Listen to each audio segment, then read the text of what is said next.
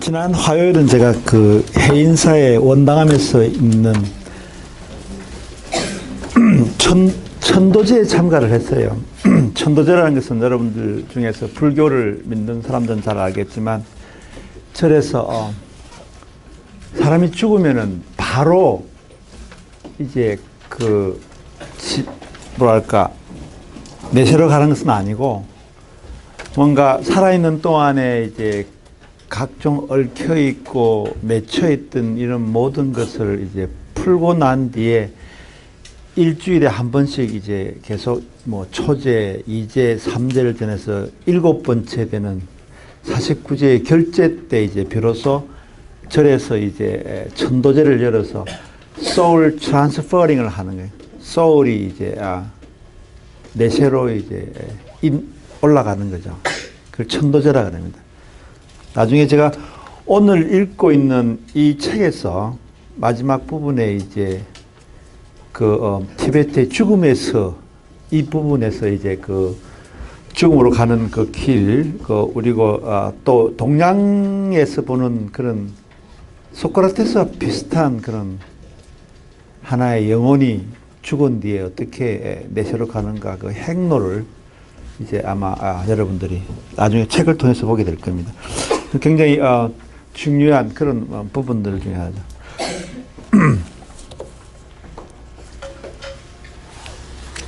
자, 오늘 해야 될 부분은 이제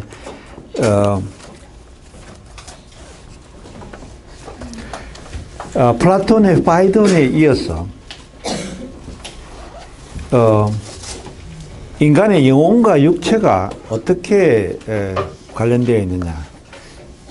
제가 지난 시간에도 이야기를 했지만 사실 이 부분은 아직까지도 해결되고 있지 않습니다. 대립된 두 의견이 있습니다.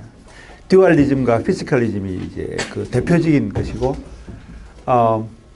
그래서 그 영혼 육체가 서로 독립적으로 존재한다는 그런 하나의 듀얼리즘과, 그 다음에 영혼은 육체의 작용의 소산이라고 보는 그런 하나의 피지컬리즘 두 가지가 현재도 계속 같이 대립하고 있는 상태입니다.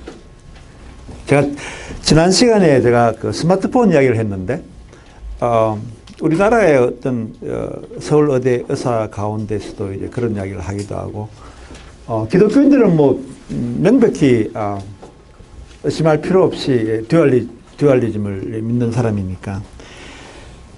지난번에 스마트폰 이야기를 하면서 우리가 갖고 있는 개별적인 기계로서의 스마트폰은 그것이 부서지는 일이 있더라도, 떨어뜨려서 파손되더라도, 그러나 그 스마트폰에 있는 정보량은 기지국에 그대로 보관되어 있기 때문에 새로운 스마트폰을 새로 구입하게 되면은 그냥 그것을 다운로드 받으면 바로 스마트폰이 작동한다는 그런 원리로서 이제 미국에 있던 어떤 의사가 이야기했는데, 제가 최근에 읽은 또 하나의 우리나라 서울의대 간을 전공하는 어떤 분이 한국죽음학회 이사인데, 그분이 이제 한겨레 신문과 인터뷰를 했는데 거기서도 똑같은 비슷한 이야기를 했었어요. 그분은 뭐 이렇게 전국을 다니면서 이제 죽음에 대해서 강연을 뭐 260여 차례를 했다고 그러는데, 그분 이야기로는 제가 지금 영혼과 육체에 관련된 부분을 지금 이야기하고 있는 겁니다. 그분도 물론 의사니까 과학자로서 그런 이야기를 선뜻 하기가 쉽지는 않은데, 그분 이야기에 의하면은 영혼과 육체는 서로 따로 존재한다는 이야기입니다. 따로 존재하는데 약간 불교식이기도 하고 뭐 그런 약간 그런 견해를 갖고 있어요. 그 의사 선생님의 말씀에 의하면은 인간이라는 것은 이제 죽으면은 인간마다 다 독특한 자기 나름대로의 그런 하나의 파동을 사이클을 가지고 있답니다. 우리가 가령 FM을 들으면은 그 FM에 이제 뭐 KBS FM을 듣고 싶으면은 우리가 클래식 음악을 듣고 싶으면 FM 1에 103 93.4를 듣는다든지, 또는 자기 듣고 싶은 FM 사이클을 맞춰서 우리가 듣듯이 모든 사람들은 자기 나름의 고유의 주파수를 가지고 있다고, 사이클을 갖고 있어요. 근데 그 사람은 좀 바뀌기도 하고 그럽니다. 악한 일을 하는 사람들은 악한 일을 하는 그 사람들의 어떤 주파수를 갖고 있다 그래요. 죽으면은 남한테 보시를 많이 베풀고 남에 대해서 굉장히 공감 능력이 있는 사람들은 그런 주파수를 가진 사람들끼리 죽어서 모여서 살게 되는 것이고, 남에 대해서 증오감이라든지 질투라든지 뭐 온갖 그런 나쁜 감정들, 남을 해치고 자기가 잘 되려고 한다든지 탐욕을 부린다든지 그런 사람들은 그런 사람들만의 고유한 주파수를 가지고 있게 돼요. 그런 주파수가 자꾸 변해가고 살아가면서 죽으면은 자연히 물리적인 어떤 현상에 의해서 누가 뭐 하나님이라든지 뭐 부처라든지 뭐 등등 이런 여호와라든지 뭐 마호메트가 이런 것이 아니라 알라신이 아니라 자연적으로 물리적인 법칙에 의해서 그런 사이클 주파수와 같은 사람들끼리 같이 서로 모여 살게 된다는 이야기예요. 내세에서. 여러분 그럼 어떤 이야기인지 잘 아시겠죠? 그럼 욕심 많은 사람이 서로 모아니까 더 이제 피튀기는 더 이제 생존을 내세에서 해야 되는 것이고, 착한 사람들이 모인 것이 하면 자연히 착하니까 그냥 그 사람들끼리 서로 별로 편안하게 살 수 있을 것이 그런 식으로 이제 우리 소위 말하는 천국과 연옥과 지옥이라는 개념들이 물리학의 법칙에 의해서 재배열된다는 이야기를 이제 그 선생님이 하시는 거예요. 뭐 동의해도 되고 안 동의해도 되는 것인데, 그래서 그 기자가 그 다음 질문이 그렇다면 현세는 뭡니까? 이렇게 물으니까 현세라는 것은 그 사람 표현에 의하면은 그 빡센 그런 신병훈련소라 그렇게. 빡센 신병훈련소가 현세란 말은 무슨 말입니까? 그렇게 이야기를 했더니 그것은 신병훈련소에 가면 아주 악한 놈, 뭐 아주 요령 있는 놈, 그 다음에 남한테 그냥 뭐 그 온갖 종류의 인간들이 아무런 그런 걸림이 없이 그냥 다 한꺼번에 집어넣어서 살아남아 있는 그것이 현세라는. 그래서 여러분들이 어떤 사람에 대해서 굉장히 분노를 느끼기도 하고 절망을 느끼기도 하고 또 억울함을 느끼기도 하고 또 배신감을 느끼기도 하고 많은 걸 느끼지만 그건 어쩔 수 없는 이 현세가 빡센 신병훈련소이기 때문에 그렇다. 그러면 살아가는 요령은 그런 빡센 신병훈련소가 많은 곳을 가지 말고 그럼 좀 더 편안하고 자기하고 상당히 컨지니얼한 자기와 상당히 기질이 비싼 쪽의 사람들이 가는 곳으로 가서 사는 것이 그래도 빡센 신병훈련소에서는 가장 나은 곳으로 가는 거예요.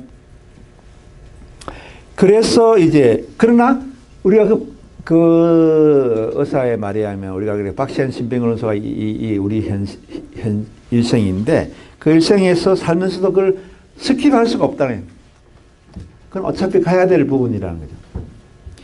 마치 국민학교 초등학교 2학년 때 우리가 이제 나눗셈을 배우고 뭐 또 그 위에 집합을 배우고 나중에 뭐 인수분해를 배우고 미분적분을 배워야 하는데 어차피 다 배워야 하기 때문에 아무리 중도에 자기가 자퇴를 하고 해도 드랍아웃을 해도 다시 들어와서 할 수밖에 없는 것이 인생이라는 거예요. 그러니까 성실하게 배우는 것이 좋다. 뭐 그런 도덕적인 이야기를 했어요. 어쨌든 내가 하고 싶은 이야기는 우리가 처음 문제를 제기한 2500년 전에 했던 소크라테스부터 시작해서 아직도 그 문제는 해결이 안 되고 있다는 얘기를 제가 지금 하는 겁니다. 과학자들도 사실은 그 부분에 대해서는 자신감이 없습니다. 그래서 이제 오늘 이야기하려고 하는 것은 서구의 지성사에서 영혼과 육체의 문제가 어떻게 이제 발전해 왔는가를 이제 설명을 이제 하는 겁니다. 그래서 우리가 이 영혼이란 존재한다고 생각하는 것이 아주 굉장한 허구일 수도 있고 아닐 수도 있고 우리는 거기에 대해 각자 남대로 이제 판단을 하면서 그 경계 지역을 이제 점검을 해보는 것이죠. 듀크 대학교 철학과 교수인 오웬 플래너건이라는 철학 교수가 쓴 책이 The Problem of the Soul이라는 책이 있습니다. 그 책을 읽어보면은 이제 그 사람은 두 가지로 분류합니다. 하나는 휴머니스트 이미지와 하나는 사이언티픽 이미지입니다. 휴머니스트 이미지라는 것은 우리가 듀얼리즘을 이야기합니다. 다시 말해서 영혼과 육체는 따로따로 독립적으로 존재하는 것이 휴머니즘적인 이미지이고, 그 다음에 사이언티픽 이미지로서는 아까 말한 것처럼 이제 피지컬리즘입니다. 근데 이 두 가지가 이제 있는데,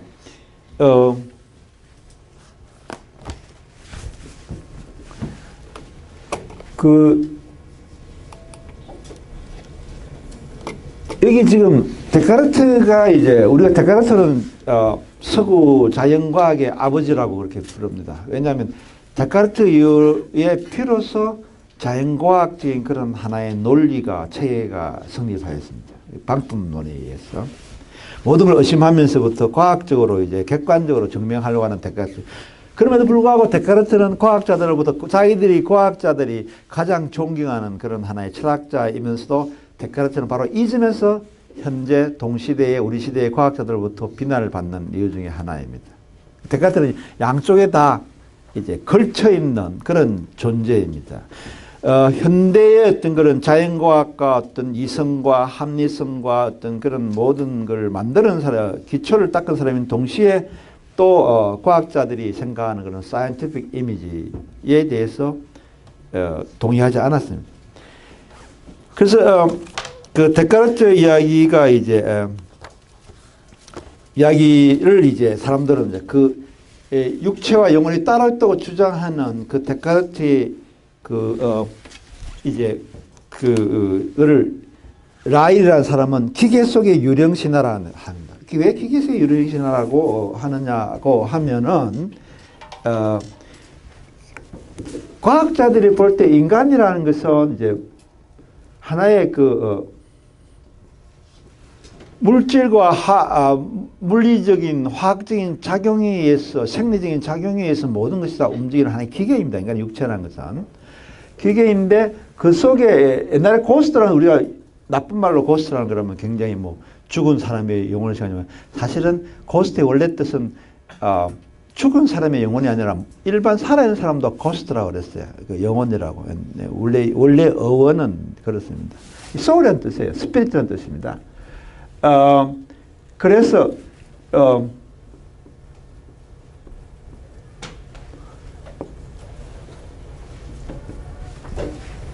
이것이 이제 라일이 이제 데카르트가 이야기한 생각을 비판하면서 데카르트가 그러니까 인간이란 육체의 기계 속에 그런 고스트가 있다란 말이냐 그런 식으로 비판을 했죠. 그래서 데카르트 실책이라고 부릅니다.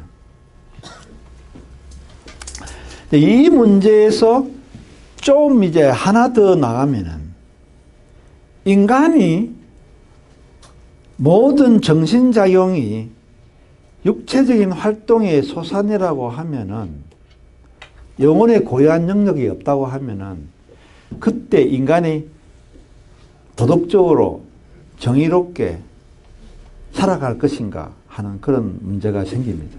그 문제는 많은 사람들이 그 부분에서 굉장히 회의적입니다.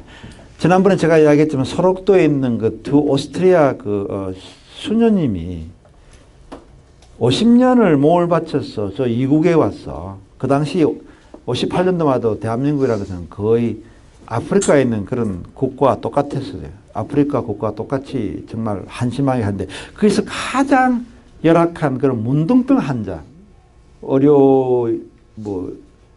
치료하는 기술이나 모든 의약품도 없는 상태에서 자기 스스로 정말 문둥병에 걸릴 수 있는 그런 가장 소득 300불밖에 안 되는 우리나라에 와가지고 한국에 대한민국에 와서 그래서 가장 또 소외받고 위험한 그 지역에서 50년을 이제 하다가 지난 1월 달에 이제 오스트리아로 돌아왔는데 그 이유도 이제 내가 나이가 들어서 이제 오히려 봉사로 왔는데 오히려 내가 이 봉사활동에 방해가 될 것 같아서 폐를 끼치기 싫어서 간다면서 아무한테도 이야기하지 않고 이게 새벽에 배를 타고 이제 나와서 비행기를 타고 돌아간 그런 사람.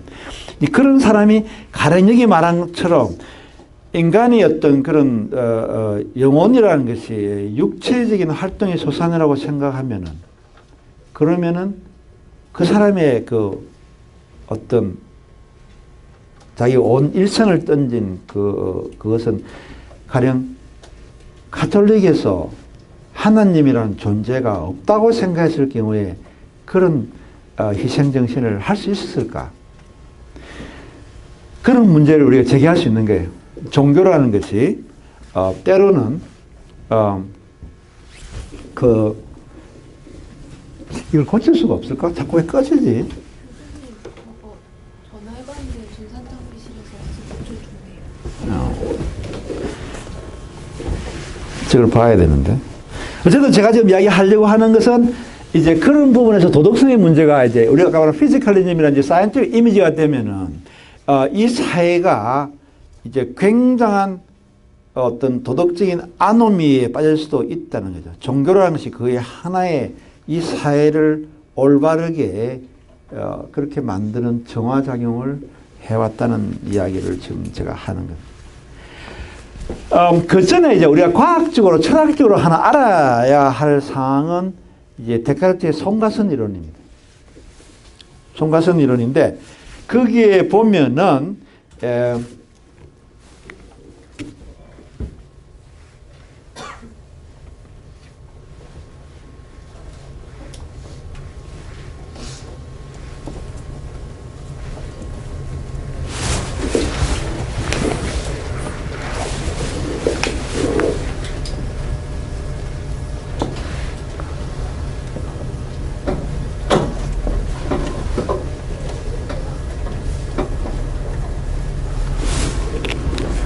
데카르트가 갖고 있는 뇌에 대한 어떤 그런 구조에 대한 이해는 이 세 파트로 나눠집니다. 이 어느 부분에 이제 글랜드라는 그런 하나의 뭔가 물질이 나오는 그런 송가샘이라는 게 있어요.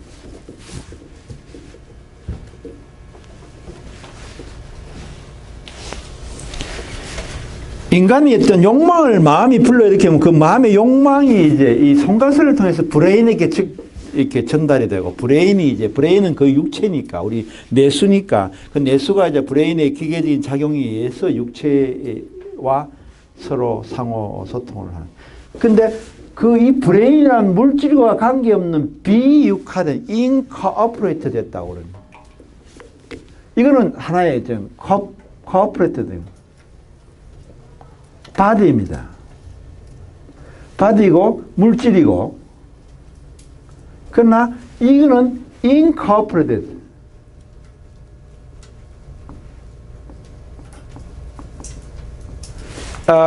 인간은 그러니까 비육화된 부분과 육화된 부분이 나눠지는데 그 사이 중간에 브레인이 이제 작용을 하고 있고, 우리 몸에 있는 모든 바디는 이제 온갖 센스 데이터를 이제 끊임없이 이제 올리고 있는데, 이 설명에 의하면은, 데카르트 가설에 의하면, 두뇌는 나머지 육체 부분과 계속 상호작용을 하면서 그 위에 육화되지 않는 인코퍼레이트 된 그런 존재를 하나 갖고 있다는 얘기예요. 잘 기억해야 됩니다. 데카르트의 송가선 이론의 설명을. 굉장히 중요한 부분이잖아요. 이런 바디가 이제 그 마인드에 대해서 이제 이렇게 욕망을 일으키는 부분에 대해서 이제 내면 상태와 그런 정보를 마음에 전해지면 이 마음이 그에 대한 브레인에게 지시를 내려서 이제 한다는 이야기고, 그다음에 이 브레인은 이 센스 데이터나 바디의 영향을 받아서 이제 하지만, 그러나 그 위에 있는 이 마인드는 개별 자유의지를 갖고 있다. 이 프리윌이라는 개념이 굉장히 중요합니다.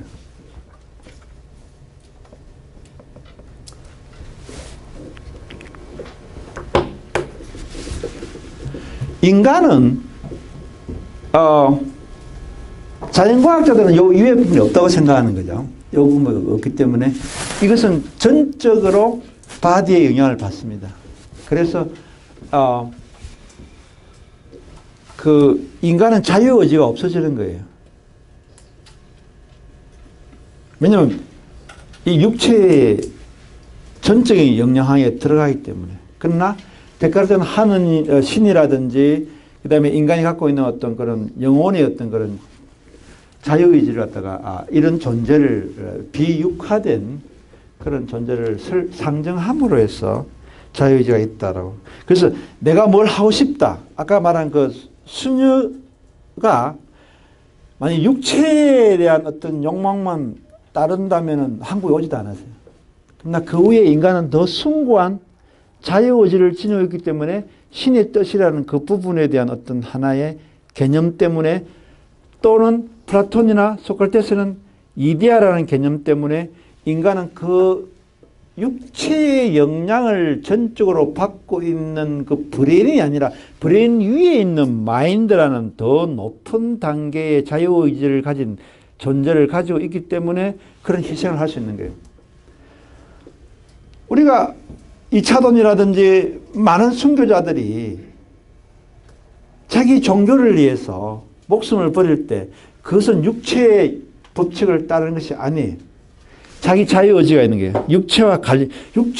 오히려 육체의 욕구에 반하는, 육체의 욕구라는 뭐 누구나 뻔하게 어떤 자기의 어떤 개별체가 어떤 그런 살아남아야 된다는 어떤 그런 생존 본능이라든지 등등 여러 가지 뭐 그런 욕구들이 있죠. 그러나 그런 욕구들을 극복할 수 있는 인간만이 갖고 있는 다른 동물들한테는 없어요. 다른 동물들은 자기 종족을 위해서 자기가 희생하는 그런 경우는 없어요. 인간만이 어떤 자유의지와 이념을 가지고 자기 육체를 버려요. 브레인이 만약에 육체의 영향을 받고 있는 이 브레인은 그렇게 할 수 없는 거예요. 그러니까 철학자들이나 많은 사람들은 다른 존재를 하나 자유의지를 가지고 숭고하고 뭔가 육체의 법칙에 위배되는 것을 과감히 할 수 있는 그런 어떤 존재를 설정하지 않을 수 없는 거예요. 데카르트는 그래서 설정한 거예요. 그래서 이거는 자유의지는 육체와 욕구와 관계도 없는 거래요. 그래서 따라서 과학이라는 것은 요 브레인까지만 뭐 뇌과학이라든지 뭐 브레인까지만 설명할 수 있다라고 이렇게 확실하게 분리를 하는 거죠. 요즘은 아직까지는 어떤 그런 브레인 사이언스가 굉장히 많은 발전을 거듭하고 있어서 앞으로 50년, 100년 뒤에는 또 뭐 영혼에 대해서 뭐라고 할지는 모르지만 아직까지는 영혼의 자유의지와 어떤 숭고한 가치에 대해서 육체의 어떤 그런 욕구까지도 이제 가감히 반역하면서 자기를 희생하는 그런 자유의지와 숭고한 어떤 그런 것에 대해서 과학은 설명할 수 없습니다. 도덕도 설명할 수 없어요. 만약 자기 욕구를 따르자면 인간이라는 것이 자기 능력만 되고 돈만 있으면 온갖 쾌락을 추구하겠죠. 그런 도덕적인 어떤 타락이라든지 그런 도덕적인 어떤 하나의 아노미 현상에 대해서도 강자가 모든 걸 다 가지고 싶어 하겠죠. 그럼 그걸 다 모든 가지고 하게 되면 이 사회는 이제 옛날에는 부자도 많은 보시를 했어요. 왜냐하면 영혼의 불멸을 믿기 때문에 내가 이렇게 부자로서 이렇게 살면은 성경에도 부자가 천국에 들어가는 것은 낙타가 바늘 고무에 들어가는 것보다 더 힘들다고 했으니까. 그래서 부자가 돈을 많이 베풀었어요. 그러나 만약 부자들이 요즘처럼 기독교를 또는 종교를 갖고 있지 않고 영혼 불멸을 안 믿는다면 내가 돈을 내놓을 리가 없는 거죠. 사회는 더욱더 혼탁스러워지고 더욱더 이제 힘든 일종의 그런 정글의 시대로 돌입을 하는 거예요. 자본주의는 돈을 낳는 것이니까. 그런데 이런 데카르트의 설명은 이 마음과 두뇌를 분리시킨다는 것은 우리가 마치 지난 시간에 이야기한 것처럼 하나의 그 허물렁커스라는 그런 하나의 뭐라 그럴까 그 축소 영혼, 축소 인간이 옛날에는 중세 사람들은 인간의 영혼 속에 조그마하게 생긴 그런 축소 영혼이나 축소 인간이 있다고 생각해서 그것이 있다고 생각해서 그런 옥상옥인 거죠. 옥상옥을 만들었어요. 영혼 속에 또 영혼을 만들었으니까. 그래서 사람들은 플라네건도 이제 철학자이지만 그러나 소크라테스와는 달리 사이언티픽 이미지를 믿는 사람이고, 따라서 이제 이 사람은 이제 그럼에도 불구하고 우리가 아무리 인간의 어떤 정신적이나 영혼의 어떤 그런 모든 활동이 육체적인 것이라 하더라도 여전히 인간은 품격과 도덕성을 유지할 수 있다라고 이야기를 합니다만은, 일반 상식은 만약에 영혼이나 이렇게 신이 단순한 인간의 욕망의 그런 소산으로 하면은 그때부터 이 사회는 혼란에 빠뜨려질 가능성이 상당히 높습니다. 인간 스스로 도덕성을 세울 수 있다고 믿는 것은 인간의 오만이고, 물론 굉장히 훌륭한 과학자들이라든지 굉장히 훌륭한 그런 철학자들은 뭐 그런 거 없이도 자기 자존심을 살아갈 수 있겠지만 99%좀 심할지, 한 90%의 인간들은 그렇게까지 절제와 어떤 철이 있는 것이 아닙니다. 그래서 여러분들이 이제 생각해 두어야 될 것은, 영혼이 자유의지를 가지고 불멸하다고 생각하지 않을 경우에 이 사회는 이제 더 혼돈스러워질 것인가 아닌가에 대한 문제가 중간고사에 나옵니다. 내가 미리 여러분들한테 문제를 하나 주는 겁니다. 생각해 봐야 돼요. 영혼이 필멸하고 영혼이 육체의 활동이라고 하면은, 그럴 경우에 이 자본주의 우리 시대에 이 사회는 또 어떤 종교가 이제 없어지고, 그럴 경우에 이 사회는 또 여전히 아무 문제 없이 밝고 이제 더 좋을 것인가 아닌가 여러분들이 생각을 해보기 바랍니다. 굉장히 중요한 우리 시대의 도덕적인 하나의 이슈입니다. 여러분 나름대로 그 부분에 대해서 가치관이 혼란하고 뭐 허무주의에서 이 세상이 양육강식의 정글대로 될 것인가? 그렇지 않다. 인간에게는 그걸 얘기 안 하면 플래너겐이나 이런 사람들처럼 그렇게 생각하는. 어쨌든 이 과학주의자들이 갖고 있는 이제 약점은 방금 말한 그런 도덕주의 측면에서 약점을 좀 지니고 있는 것 같고, 또 하나는 제가 말한 게 이게 지금 도덕주의 허무주의가 되는데, 이거는 제가 갖고 있는 그런 지지하는 것도 아닙니다. 나는 양쪽 다 지지를 합니다. 나는 도덕적으로 밝아질 수 있다 생각하고, 왜냐하면 여러분들 종교라는 것이 사실은 리차드 도킨스가 이야기했다시피 종교라는 것은 우리 사회를 더욱더 어둡게 만들고 있어요. 아이시스라고 여러분도 알다시피 그 순위파에 있는 이제 무장 그런 친구들이 이 세상에 저지르는 범죄는 바로 종교의 힘으로 저지르는 범죄. 아프리카의 각종 그런 어떤 무장단체의 무슬림들이 저지르는. 따라서 종교라는 것은 밝은 면도 있고 어두운 면도 있는데, 이제 그렇다 해서 예를 들면 우리가 종교라는 것이 없다고 생각했을 경우에 이 사회에 파라다이스가 오는가라는 문제는 생각해 볼 필요가 있다는 이야기입니다. 지금 그렇게 하고 있는데, 그 도덕적인 약점이 있고, 두 번째는 우리 인간이 동물하고 아무리 이제 같다고 이렇게 사이언티픽 이미지에 하면 인간과 동물의 차이는 그냥 지능의 차이밖에 없어요. 그러나 우리가 침판지와 이제 어린애를 갖다가 같이 키워놓으면 처음에 A라는 걸 이렇게 갖고 오면은 이제 맛있는 사과를 주는, 3살 먹은 애와 이렇게 침판지, 3살 먹은 침판지와 같이 하면은 침판지 더 빨리 가져와요.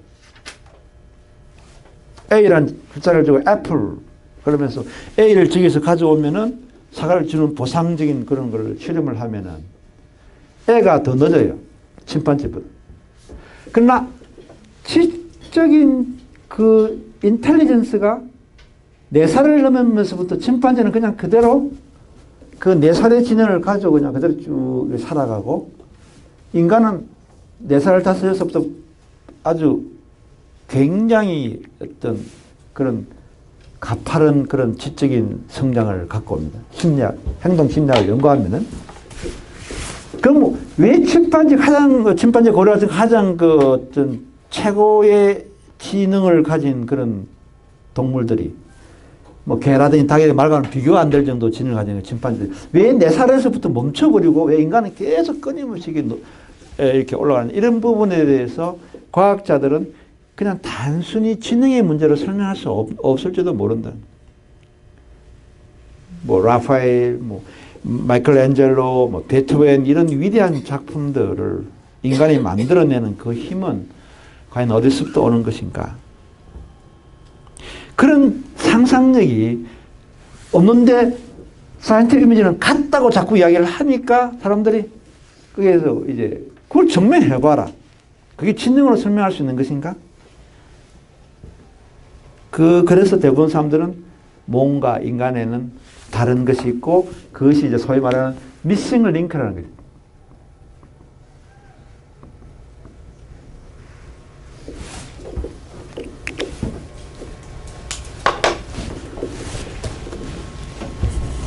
그래서 이런 인간과 호모 사피엔스와 그 다음에 여기 밑에 있는 그 유인원과 프라이미트와 이 사이에는 뭔가 마치 인간은 원숭이로부터 이렇게 진화해온 것이 아니라 외계에서부터 인간은 지구에 이제 떨어진 것으로 그렇게 보는 그런 공상과학자도 있다는. 왜냐하면 이 사이에는 설명할 수 없는 그런 부분들이 있기 때문에. 여러분들 칠레에 가면은 나도 가보지 않았지만 글자 하나의 핵이 한 200m 되는 그런 글자 상형 문자들이 이렇게 있어요. 그 이야기 들어보셨죠? 칠레 바닷가에 가면은 그림 하나의 그 길이가 150m, 200m 되는 그런, 그러니까 지상에서는 그 글자의 형상을 볼 수 없어요. 비행기를 타고 가야만 그 바닷가에 그런 형상들이 보입니다. 칠레에 있어요. 유명한 관광지입니다. 저도 안 가봤지만. 그래서 많은 사람들이 바로 칠레 그 바닷가가 ET가 이 익스트라테레스트리얼 그 존재가 거기서 이제 활주로라고 이야기를 해요. 거기 지구에 왔다 갔다 하는 그런 활주로라고 그렇게 이야기해요.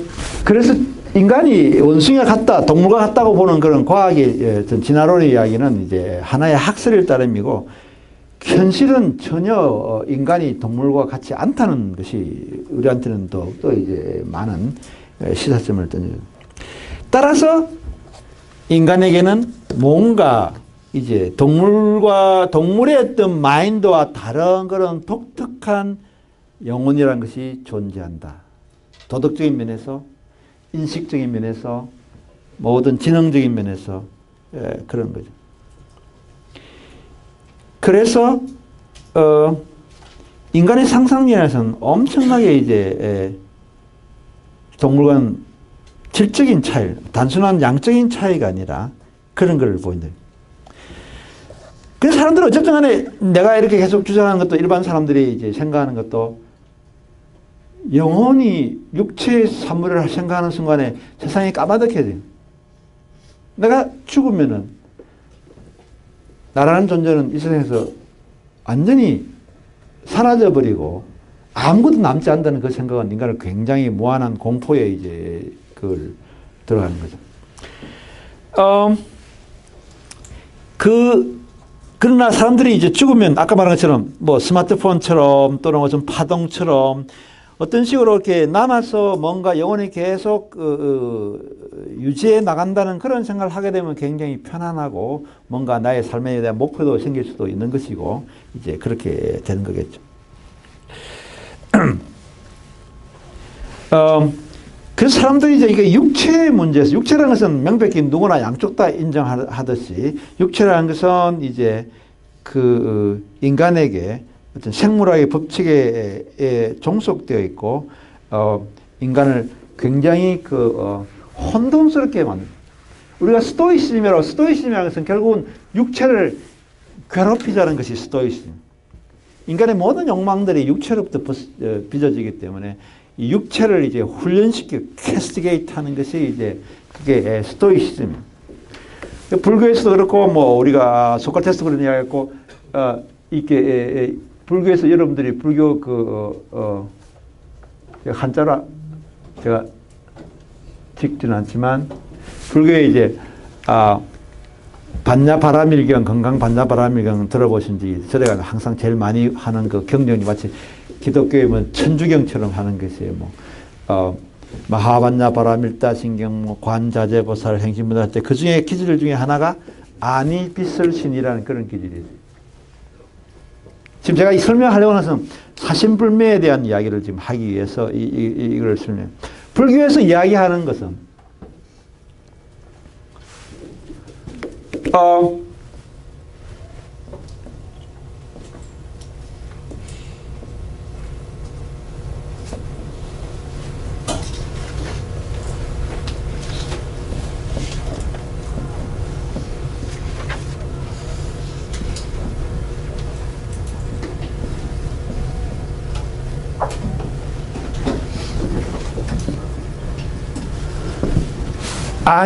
아니라는 것은 눈을 이야기하는 거예요. 눈을.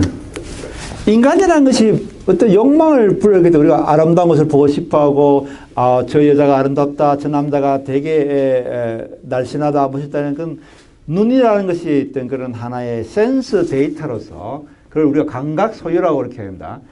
철학적으로. 눈이라는 것이 인간의 욕망을 불러일으키고 하는 그 감각의 거의 90%가 사실은 눈이에요.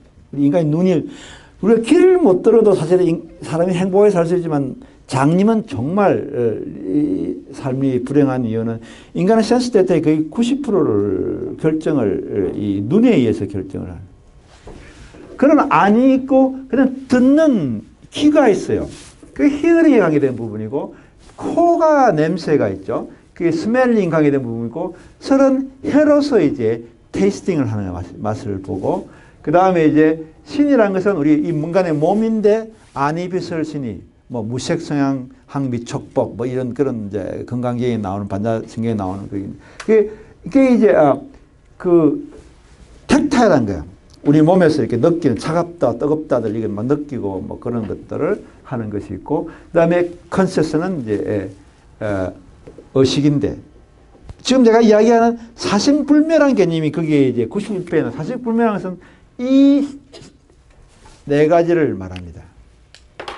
다시 말해서 눈으로 보고 귀로 듣고 코로 냄새 맡고 혀를 맛보고 하는 이 네 가지가 우리 영혼의 어떤 하나의 신하들이에요. 왜냐하면 그 신하들을 보고를 받고서 내 영혼이 뭔가를 결정하기 때문에 어떤 거는 굉장히 보기에는 좋은데 썩은 냄새가 나는 음식도 있을 수도 있지 않겠어요? 그럼 그걸 보고서 한쪽에서는 굉장히 아름다운 음식입니다. 그런데 코는 아닙니다. 그거는 썩었습니다. 먹어서는 안 됩니다. 할 때 마음이 그걸 결정하는 거예요. 신하. 그런 우리가 네 명의 신하가 있다는 거예요. 아니, 비설이.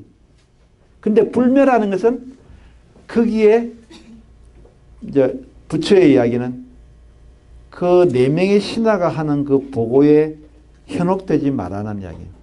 불매라는 것은 이제 거기에 매혹당하지 마라라는 이야기입니다.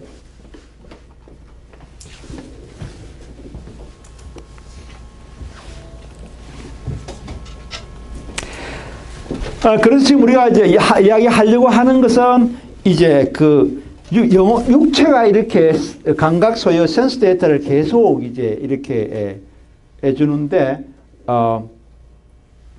우리가 거기에 대해서 영혼이 흔들리지 말고 이제 영혼이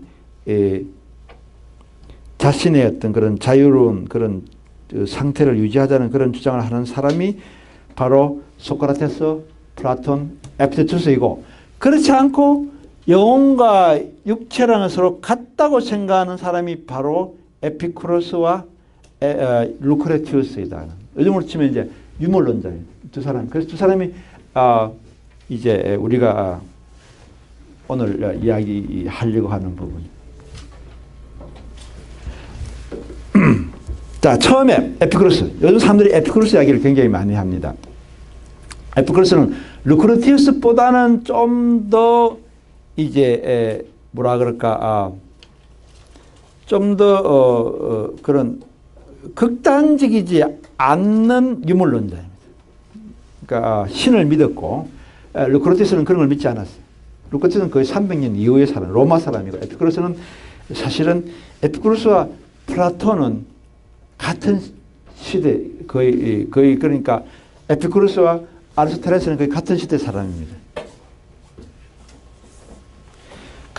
플라톤이 BC 347년도에 죽었는데 에피쿠로스는 342년도에 태어났으니까 플라톤이 죽은 지 5년 뒤에 태어났어요. 근데 플라톤은 우리가 지난번에 되었지만 파이돈의 저자인 플라톤은 굉장히 그 영혼 불멸을 믿고 이데아를 믿었죠. 그러나 5년 뒤에 태어난 에피쿠로스는 이데아 같은 걸 믿지 않았어요. 영혼이 불멸하는 걸 믿지 않았어요. 플라톤에게는 죽음이라는 것이 우리가 배웠다시피 자, 이 빚쟁이인 그런 육체로부터 이제 채무 관계를 벗어났습니다. 아주 행복한 사건이 바로 죽음입니다. 그래서 죽은 뒤에 이제 소크라테스 이야기처럼 내가 이제 그 수많은 존경스러운 그런 선인들과 위인들과 신들과 이제 이데아의 세계에서 토론을 즐길 수 있는 곳이 내 세라라고 이야기를 이제 한 거죠. 그러나 에피쿠로스는 그런 영혼의 불멸을 믿지 않았기 때문에 에피쿠로스의 이 유명한 명제는 이렇습니다. 가장 끔찍한 악인 죽음은 우리에게 아무것도 아니다. 우리가 존재하는 동안 죽음은 현존하지 않아. 내가 살아있는 동안은 당연히 죽음은 없었고, 그리고 죽음이 왔을 때는 내가 죽었기 때문에 내가 없다.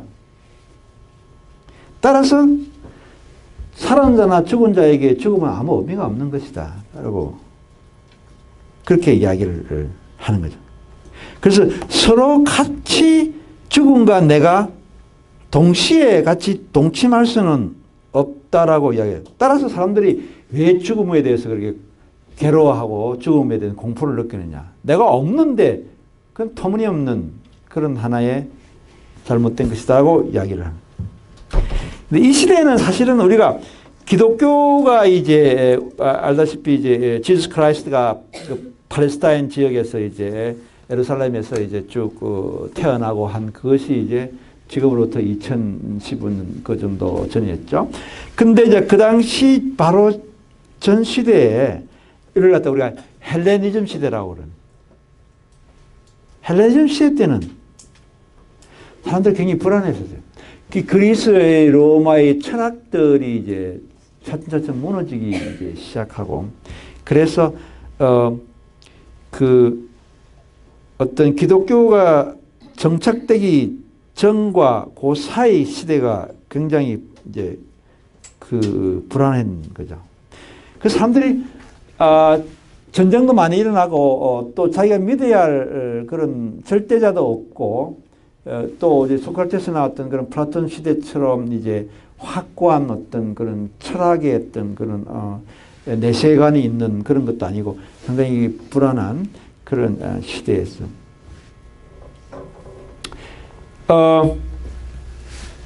그래서 거기 이제 93페이지 보면 수많은 사람들이 이제 이 헬레니즘 시대 때는 세상 만사가 어떤 운명이나 행운의 어떤 여신의 운수 소관에 이제 전적으로 달려있습니다.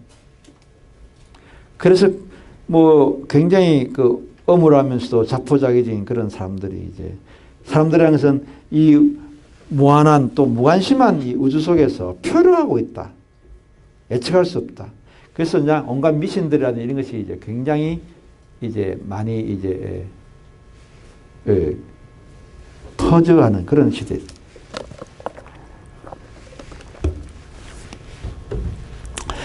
그래서 그 어떤 사람들의 목표는 철학적인 목표는 바로 아타락시아라는 걸 갖다가 누리는 거예요.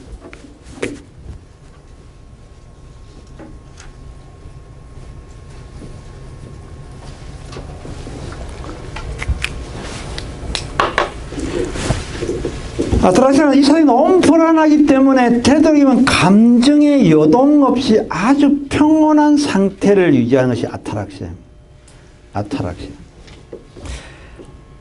이 아타락시아 경지를 누리는데, 근데 그러기에는 이제 너무 이제 죽음에 대한 어떤 그런 공포가 심한 거죠. 그래서 또 내세에 대한 불안감, 또 현재에 대한 공포, 뭐 내세에 내가 지은 어떤 죄에 대해서 신이 나를 징벌할지 모른다는 그런 생각, 이런 것이 이제 너무 죽음에 대한 공포가 너무 이제 그 세상 삶을 굉장히 우월하게 만들어서 그것 때문에 질려서 삶의 활기를 많이 잃었어요. 그래서 에피쿠로스가 자기가 이제 내가 이제 영혼에 대한 의사를 이제 자임하게 되고, 그래서 자기가 죽음에 대한 공포를 다 이제 치료해 주겠다라고 이제 이야기를 하면서부터 이제 에피쿠로스의 철학이 있어요. 에피쿠로스 그 당시에 굉장히 많은 강령과 이제 그 책을 썼는데 그 당시에 책이라는 것은 이제 우리가 알고 있는 책하고는 다르겠죠. 당연히. 그 당시에는 주로 강가에 있는 갈대에다가 뭐 이렇게 인공 염료를 돌 같은 걸 이렇게 부수어서 물하고 섞어서 그걸 갈대에다가 이렇게 기록을 하는 거예요. 갈대라는 것은 사실은 한 200년 지나다 보면 만지면 다 부스러져 버리는 거죠. 그래서 에피쿠로스 저작이라는 것이 남아있을 수도 없고, 그 당시에 이제 같이 들었던 많은 제자나 이런 사람들 속에 다시 또 이제 전해오고 하는 그런 일종의 오랄 트래디션에 가까운 거예요. 우리나라도 사실은 가야시에 때 연구를 하다 보면은 거기에 책이라는 것이 없으니까, 종이라는 것이 없으니까, 그 목간이라 그래갖고 무덤을 파보면은 거기에 이제 그 사람의 어떤 이름과 어떤 그런 뭐 이런 것들이 이제 그 나무 판때기에 이렇게 해서 공자가 나는 책을 갖다가 뭐 예를 들면 뭐 3,000권을 읽었다, 뭐 수레 몇 개에 실은 책을 읽었다 그럴 때 우리가 볼 때는 야, 그 사람 굉장히 공자도 독서 광이었나 보다 생각할지 모르지만 지금으로 치면 책 두 권밖에 안 될 거예요. 그게 뭐 이런 나무 판때기에다 책을 글을 썼으니까 그게 뭐가 책이 수레에 뭐 10개, 20개라도 그 조그만 글을 옮겨 몇 개 안 되는 그런 거겠죠. 옛날에는 이제 그런 식으로 우리가 수레 뭐 9개 수레 글을 읽었다 이런 식으로 할 때 우리가 조금 더 그렇게 위축될 필요가 없어요. 내가 요즘 식으로 하면 책 한 2-3권밖에 안 됐을 거예요. 그와 마찬가지로 파피루스라는 그런 하나의 갈대 위에 쓴 거기 때문에 그게 1800년대에 한번 그 에피쿠로스에 관한 그런 글이 파피루스에 있는 것이 이제 발견이 되어 가지고 굉장히 그 센세이셔널하게 이제 된 적이 있었습니다. 그래서 에피쿠로스에 대한 철학은 사실은 이렇게 철저하게 철학을 이렇게 해석할 수가 없어요. 왜냐하면 없기 때문에, 자료가 없기 때문에.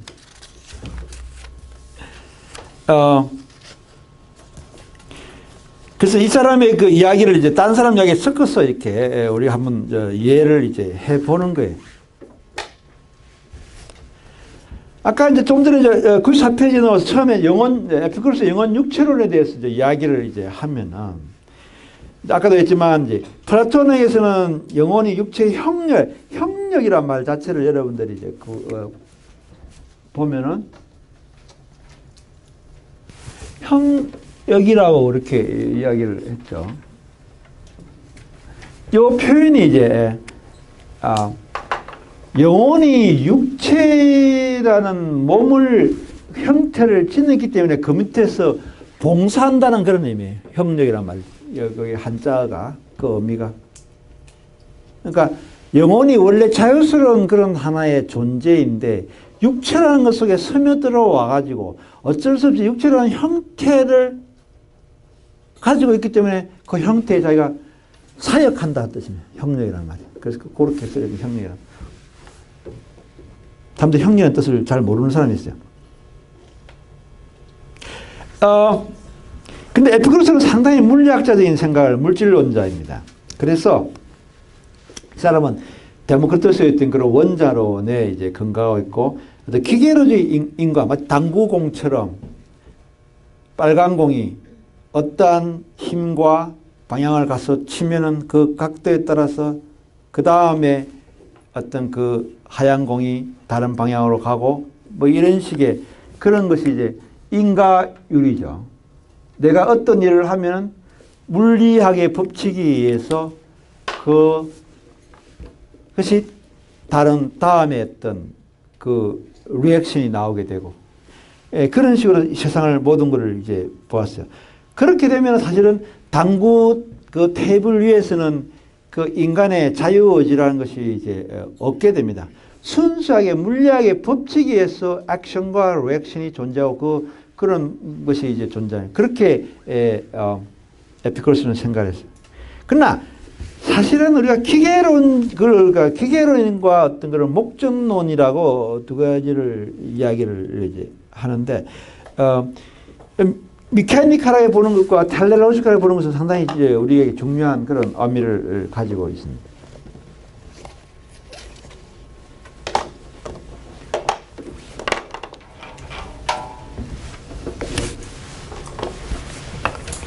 지금 그 밑에 제가 보기를 들은 그 부분을 우리가 인간의 세상을 어떻게 보느냐에 따라서 아까 말한 피지컬하고 미케니컬하게 보느냐 그렇지 않으면은 어떤 목적론적으로 보느냐 이 두 가지는 굉장히 큰 차이를 가집니다. 이 세상을 갖다가 미케니컬하게 어떤 그런 피지컬 로에서 이제 움직임으로 보느냐 글을 쓴다. 그러면은 우리는 이 글이라는 것이 머리에서부터 이 자극을 주어서 이 글자를 갖다가 텔레오지컬, T-E-L-E-O, 로지컬 이렇게 쓰라고 쓸 때 이걸 이제 기계론적으로 보면 내 머리가 나한테 이제 그 기억에 의해서 텔레오, T-E-L 이렇게 쓰는 것으로 이렇게 이야기를 하지만 그것은 일종의 물리적이고 기계적인 현상에 대한 하나의 디스크립션을 따름이지 사실은 텔레올로지컬하게 왜 쓰느냐 그 미케니컬하고 대비하게 썼다라고 하는 바로 그 목적에 대해서는 기계적인 이 설명은 부분적인 설명일 수밖에 없다는 그걸 쓰게 만드는 기본적인 어떤 인간의 의도, 사고, 영혼 등의 그런 방향성, 목적성이 더 중요하다는 이야기를 합니다. 그게 이제 우리가 목적론적인 설명이고 아까 말한 어떤 그거는 우리 모든 인간들의 삶이라는 게 다 그렇습니다. 그런 부분에서. 어떤 사람은 기계적으로 굉장히 훌륭한데 목적론이 빠진 사람들이 많아요. 돈은 열심히 버는데 네가 왜 돈을 그렇게 많이 벌어야 되는데 목적론과 방향성에 대해서 이야기를 하면은 그때는 돈 버는 과정이 행복해서 그렇다. 그렇게 이야기할 수도 있는 거예요. 그러면 터무니없는 황당한 사람인 거죠. 돈 버는 과정이 행복한 게 무슨 의미야. 그래서 어떤 사람은 행복이 약간 그렇게 변태적인 행복이라는 게 있어요. 내가 보는 변태적인 행복은 어떤 행복이냐면 원래 인간이 돈을 벌, 자본주의 사회에 돈을 벌 때는 돈을 버는 목표와 방향성이 이제 철저해야 되는데 내가 아는 어떤 사람은 강남에 빌딩을 7개나 가지고 있어요. 근데 그 사람은 돌아가시기 전에 제일 좋은 그 사람의 취미는 그 자기가 갖고 있는 금괴와 그 7개 빌딩에서 오는 작년에 돌아가셨는데 그 돈을 모은 그 장부와 뭐 이런 등등 그 자기만이 아는 비밀번호가 있어요. 집에. 문을 2개나 따고 들어가야만 되는 그 금괴 속에 이제 그런 자기 재산에 대한 목록이 있고 거기에 이제 현금을 만질 수 있는 그 현금들이 이제 거기에 다 넣어놓고 아무한테도 번호를 안 가르치는 그 사람에게는 행복이라는 것은 그 돈을 확인하는 것이 행복이에요. 그 돈을 확인하는 것이 행복이에요. 돈은 뭐 몇천억이 되겠죠. 근데 그런 걸 숫자로 확인, 이번 달에는 뭐 10억이 들어왔다, 20억이 들어왔다, 뭐 이런 정도로 확인하는 그럼 우리가 아까 말한 것처럼 mechanically 그 사람이 이제 그 어떤 그 부분을 맞지만 그러나 그 사람에게는 텔레올로지컬한 것이 빠진 거예요. 왜? 물론 그 사람 생각할 때는 내가 쾌감을 느끼고 내가 행복을 느끼면 되는 것이 그 사람마다 다 쾌감을 느끼고 행복을 나는 돈 세는 게 나의 행복이야. 우리가 생각할 때는 돈이라는 것은 남들을 행복에 그냥 자선봉사를 하든지 또는 자기가 신나게 뭐 골프를 치든지 또는 뭐 비싼 와인을 먹든지 뭐 등등 하는 것이 돈이 갖고 있는 원래 돈의 용도의 어떤 그런 하나의 목표와 방향성에 맞는데 돈 숫자를 확인하고 막 절거하는 것은 이런 변태적인 어떤 그런 하나의 어떤 그런 돈의 효용을 즐기는 거예요. 그러나 그 사람은 텔레올로지컬한 측면이 빠진 사람이에요. 단지 자기가 얼마나 돈의 그 빳빳한 현금을 이렇게 세는 그 자체가 쾌락이 된 거예요. 인간이라는 것이 바로 이제 그런 것입니다. 많은 사람들이 어떤 돈을 벌 때는 돈을 버는 것에 대한 어떤 목표가 어쩌면 중요하지 않을까. 그런 생각. 우리가 글을 쓸 때. 그래서 이런 하나의 미케니컬한 어떤 그런 부분과 텔레올로지컬 부분들이 있는데, 인간에 대해서도 생각할 때도 이렇게 에피쿠로스는 굉장히 데모크리투스의 원조를 믿어서 그런 하나의 물리적인 그런 인과관계를 갖다가 이해를 했지만, 그러나 사실은 인간에게는 아까 말한 것처럼 뭔가 자유롭고 어떤 그런 하나의 기계라든지 육체가 아닌 그런 자유의지와 인간으로서의 어떤 그런 하나의 뭔가 인간다운 그런 목적이 있지 않을까라고 생각을 하는 거죠. 그러나 너무 또 이제 목적론을 강조해도 사실은 문제가 되는 것이 우리가 중세시대 때 말이죠. 이야기 여러분 잘 프톨레마우스의 어떤 그런 우주론에 의하면은 모든 우주는 지구를 중심으로 돌고 있다라고 그렇게 이제 이야기를. 왜냐하면 성경에 의하면은 하나님이 인간을 독생자처럼 하나님이 이 지구를 만들었기 때문에 지구가 모든 우주. 그거는 목적론을 너무 이제 강하게 이제 강조를 하다 보면 그런 터무니없는 그런 비과학적이고 비자연적인 그런 하나의 신앙이 그런 걸 만드는 거죠. 그래서 우리가 그런 천동설을 주장하는 그런 것도 있는 거죠.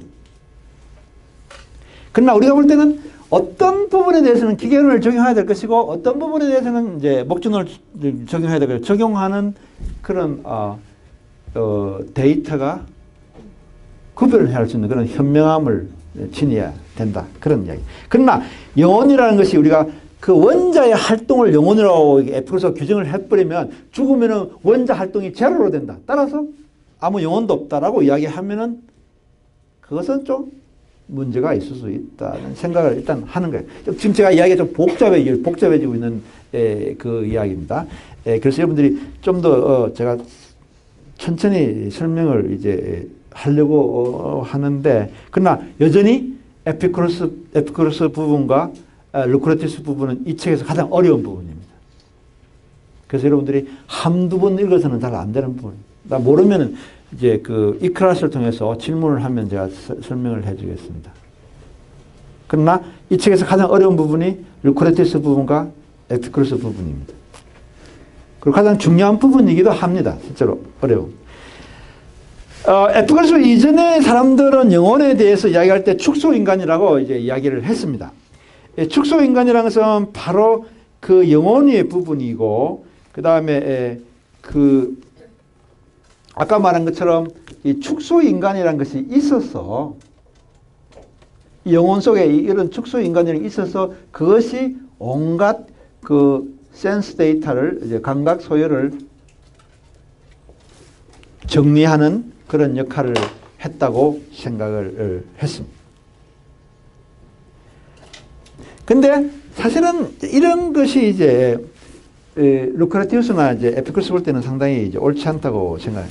여러분 그 95페이지 아래에 있는 그 주석의 이야기는 사실은 몰라도 됩니다. 너무 이건 복잡한 부분인데 설명을 간단하게 하자면은 육체와 마찬가지로 영혼도 하나의 요소로서 이렇게 있다고 생각을 하는 거죠. 영혼이 이제 그런 부분이라고 생각하면 됩니다. 영혼이 지각한다. 라고 이제 영혼이 육체처럼 지각하는 부분이라고 생각하면 됩니다. 그럼 에피쿠로스는 어떤 영혼을 어떻게 생각했을까? 우리 이제 그 당시로서는 이제 자연과학적인 지식이 이제 없었기 때문에 그 영혼을 이제 우리식으로 설명을 해야 되는 거죠. 우리식으로 설명하면 여기서 이제 중요한 요소가 이제 아니무스와 아니마라는 것이 있어요. 사실은 나중에 루크르티스 부분 자세히 나오겠지만 에피쿠로스는 갖다가 이걸 갖다 소울이라고 부르고 이걸 갖다가 에그리게이트라고 불렀습니다만은 물론 영어로 번역하기 그런데 쉽게 이야기하면은 인간의 영혼이라는 것이 에피쿠로스에게는 중추신경과 말초신경으로 나눴다는 이야기입니다. 여러분들이 가령 전쟁터에 가면은 옛날 그 사극을 보면은 장수가 저쪽 장수하고 마상 경주를 하는데 막 칼로서 탁 어깨를 치면은 어깨가 툭 떨어지는 거예요, 팔이. 근데 팔이 땅에 떨어지면서 또 팍 튀는 거예요, 팔이. 그런 거 보셨어요? 그거 실제로 일어나는 일입니다. 우리가 중추신경의 그 지시를 받아서 야 이거 커피를 잡아 하면 이렇게 잡는 거죠. 이 말초신경이 쫙 작용을 쫙 해서 이제 거기에 온갖 나트륨 이런 게 막 들어가서 인간의 그 어떤 신경과 근육과 거기에 대해서 물질적인 작용에 의해서 이렇게 썩 잡게 되는 거예요. 그러나 신경이 죽은 사람은 예를 들면 뇌졸중에 걸려서 신경이 죽은 사람은 이걸 못 잡는 거죠. 그러면 이제 입으로 이렇게 잡아 올려야 되는 것이고 그렇게 되는 신경이란 이 신경이 바로 아니마입니다. 이 신경이 아니마이고 이걸 잡아라고 지시하는 것이 아니무스예요. 그게 이제 이 루크르티스 이야기인데 지금 제가 그 이야기를 에피쿠로스의 그 300년 그런 후의 제자인 거죠.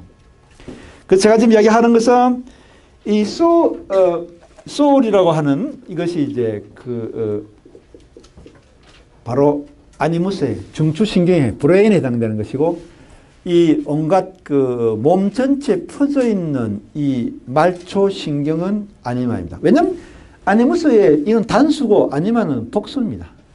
근데 그 당시에 라틴어에는 사실은 다른 개념이 없어요. 우리가 보통 마인드라고 마인드, 소울, 스피릿, 필링, 이모션 온갖 종류의 단어가 있었지만 그 당시에 라틴어에는 언어가 분화가 안 되어서 그냥 소울에 해당되는 부분은 그냥 아니무스이고 그 다음에 아니마라는 것은 전체적인 어떤 신경, 너버스 시스템 말합니다. 너버스. 그렇게 생각하면 돼요. 그래서 그걸 어렵게 생각하지 말고 소울, 아니무스 그러면 브레인을 이야기하는 것보다 중추신경을 이야기하는 것보다 그 다음에 아니마, 에그리게이트 그러면 이거는 말초신경을 이야기하는 것보다 라고 생각합니다. 근데 그 당시에 이제 이 사람들의 생각에는 이제 그 루크레티스의 사람들 생각에는 우리 브레인이 그 사람들은 가슴에 있다고 생각했어요. 해부학적으로. 우리는 지금 다 알고 있다시피 머리에 다 아니무스에 있다고 생각하지만 근데 그 당시에는 해부학이 발달하지 않았기 때문에 여기에 브레인이 있다고 생각했어요. 마음에 있기 때문에. 여기는 그냥 영양을 제공해주는 정도밖에 없다고 생각했어요. 여기 심장에 브레인이 있다고 옛날에 생각했어요. 아까도 얘기했지만, 그래서 이 아니무스는 중요한 거죠. 이 소울은. 왜냐하면 아까 말한 것처럼 칼이 떨어져도 이거는 계속 작용할 수 있는 거죠. 발이 없어도 떨어져도. 그런 식으로 집합 영혼이라고 이제. 그래서 이제 그 에피쿠로스에게는 이제 이런 브레인이 여기 있는 브레인이죠. 이 가슴에 있는 이 브레인 즉 다시 말해서 아니무스가 죽으면은 그냥 다 아니마도 죽고 다 죽어버린다라고 그렇게 생각을 했습니다. 그게 갖고 있는 어떤 에피쿠로스 갖고 있는 그 영혼과 육체의 문제죠. 우리를 치면 에피쿠로스 이야기는 그냥 두뇌와 말초신경이라고 생각하면 된다. 그런 이야기입니다. 근데 이제 우리가 신의 존재에 대해서 그 당시는 이제 누구나 다 신을 믿었겠죠. 요즘 같은 사람들은 신을 안 믿지만 신의 존재에 대해서 이야기를 이제 하는 거지. 그 당시로서는 신을 믿었는데 물론 신은 다 제우스 신이나 이런 신들을 말합니다. 그 당시 그리스 다 신교니까 신을 안 믿으면 사실은 그 그리스나 로마에서 살 수가 없어요. 거의 사형을 당할 정도니까 신을 다 믿었어요. 근데 신을 설명하지 않고 과학적으로 자연 현상을 설명하려고 에피쿠로스가 굉장히 많은 예를 썼습니다. 우리가 가령 그리스 신화대로 자연 현상을 설명하는 것과 자연과학적으로 설명해서는 엄청난 차이를 가려요. 우리가 여름에 이제 하늘에 천둥 번개가 치면은 그리스 사람들의 생각과 우리 생각이 다른 거죠. 그리스 사람들은 천둥 번개 치면 제우스 신이 화가 났어. 자기의 그 사생아인 볼카노라고 하여금 그 자기 사생아예요. 그 헬라의 신사에 태어난 사생아인데 그 볼칸으로 하여금 이제 대장간에 이제 주로 볼칸이 이제 있는데 그 대장간에 있는 그 빨갛게 다른 그 이제 쇠를 하늘에다 집어 던지라고 이제 이야기해서 그래서 볼칸이 이제 그 자기 대장간에 있는 그걸 무기를 갖다가 하늘에 던지는 것이 바로 번개 현동이고 제우스인이 화가 난 제우스 지시를 받은 그게 그리스 사람들의 갖고 있는 인상이에요. 근데 에피쿠로스는 그리스 사람이면서도 생각하는 것이 그게 아니라 뭐 바람의 반복된 집적과 압축, 강력한 하염 그리고 일부의 파열과 지성화라는 바로 그 강력한 폭발의 결과로서 천둥 번개가 일어난다라고 바람의 이제 움직임의 설명을 에피쿠로스 했는데 지금 우리가 생각해보면 너무 간단한 얘기예요. 다시 말해서 음전기를 띤 그런 먹구름과 양전기를 띤 먹구름이 서로 부딪혔을 때 그때 이제 천둥 번개가 일어나는 거죠. 전기 현상입니다. 바람의 어떤 그런 하나의 센 바람과 뭐 그런 아니라 이제 그런 이야기 따라서 그가 설명하는 물리적인 현상이나 과학적인 현상은 굉장히 증명이 안 되는 하나의 소설에 불과합니다. 단지 우리가 이제 높이 살 것은 그것을 제우스 신과 볼칸에 의해 설명하지 않고 나름대로 물리적이고 자연적인 현상으로 그런 걸 보려고 했다는 그 점이 이제 뛰어나는 거죠. 신은 누구냐고 물었을 때 에피쿠로스는 신은 완벽한 존재이기 때문에 신은 게으르다. 신은 더 이상 인간에게 이제 뭔가를 하지 않는다. 이런 주장을 했어요. 우리가 알고 있게 신이란 것은 여전히 이제 뭐 불신 지옥, 뭐 예수 천국 그렇게 아직도 기독교의 신은 이런 인격 신은 계속 인간들에게 너 그러면 너 지옥 간다 계속 그렇게 협박하는 신이지만 에피쿠로스가 보는 신은 그런 협박하는 신이 아니라 게을러 내가 완벽하기 때문에 아무 일에도 관여하지 않는 무관심한 인간의 삶에 대해서 무관심한 그런 것을 이제 그래서 릴레가트 같은 그런 철학자가 볼 때 20세기 철학가죠. 볼 때 에피쿠로스는 실존이 무신론자이고 유물론자이다. 그래서 신들이 비록 존재는 하지만 전통적인 종교의 신들이 아니고 그 자체로 이제 그 하나의 물리적인 그런 사건의 그런 것이. 그래서 하나의 신을 마치 뉴턴적인 그런 뉴턴 1법칙, 2법칙, 3법칙에서 우리가 알다시피 그런 하나의 뉴턴적인 그런 어떤 물리학의 법칙을 일종의 신으로 파한 것 같은 그런 느낌을 준다는 이야기. 그래서 지구와 금성과 수성이 태양계에서 태양을 돌고 있는 것은 순전히 그 어떤 물리학의 법칙에 의해서 인력과 어떤 그런 법칙에서 돌듯이 그렇게 그런 그런 걸 메카니컬 유니버스, 기계론적 우주에서 작용하고 있는 물리학의 법칙으로서의 신을 상정하지 않았나라고 그렇게 생각해 볼 수 있다는 이야기입니다. 그렇다면 그 플라톤의 이데아라는 개념과 어떤 에피쿠로스 신이라는 개념의 그 차이는 상당히 재미있어요. 요것만 이야기하고 이제 오늘 마치려고 합니다. 플라톤은, 파이던이 주장하는 것은, 플라톤은 인간이 영혼이 있고 그 다음에 육체가 있는데 바디는 이 신을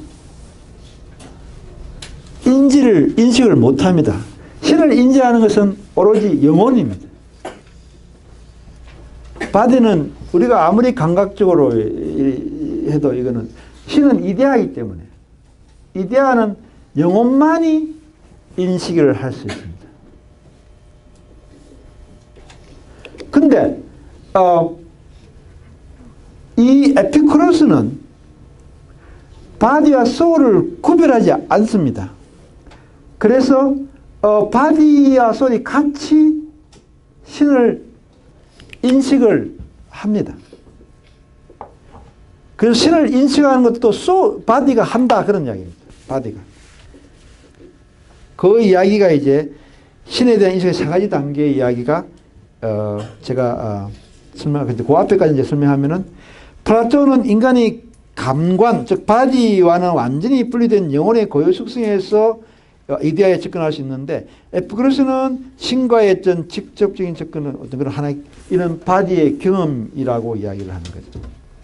그래서 마치 우리가 아까 말한 것처럼 어떤 형태, 색깔, 냄새를 맡듯이 우리 바디가 이제 그 신을 이제 그 인식할 수 있는데 단지 그 신에 대한 인식 그 부분은 너무 입자가 에이톰이 원자가 너무 미세하기 때문에 바디의 어떤 그런 감관망이 너무 커서 그 신에 대한 인식의 어떤 그런 원소는 그걸 통과한다. 그런 얘기. 약간 좀 굉장히 추상적이고 애매하게 이야기했지만 그러나 우리가 이해할 수 있는 것은 그 바디가 신을 인식하는데 그러나 그것이 너무 미세하기 때문에 통상의 어떤 그런 하나의 감각 소유로서 하는 그 바디의 작용에는 이제 걸리지 않고 통과한다라고 이야기하면서 이제 이야기한 것이 세 단계 이야기인데 세 단계 이야기는 좀 더 복잡하기 때문에 제가 여러분이 보면 그 김지아의 어떤 그런 하나의 그 우리나라의 그 김지아 시인이 갖고 있는 그런 시각이라는 개념과 연결시켜서 에피쿠로스의 어떤 그런 걸 설명하고자 다음 시간에 거기서부터 시작하도록 하겠습니다. 다음 시간에 여러분들이 그 죽음에 대해서 죽음의 폐해에 대해서 죽음의 the badness of death 죽음의 해악이라 해악에 대해서 좀 더 자세히 읽어보시기 바랍니다. 좀 더 복잡한 문제입니다.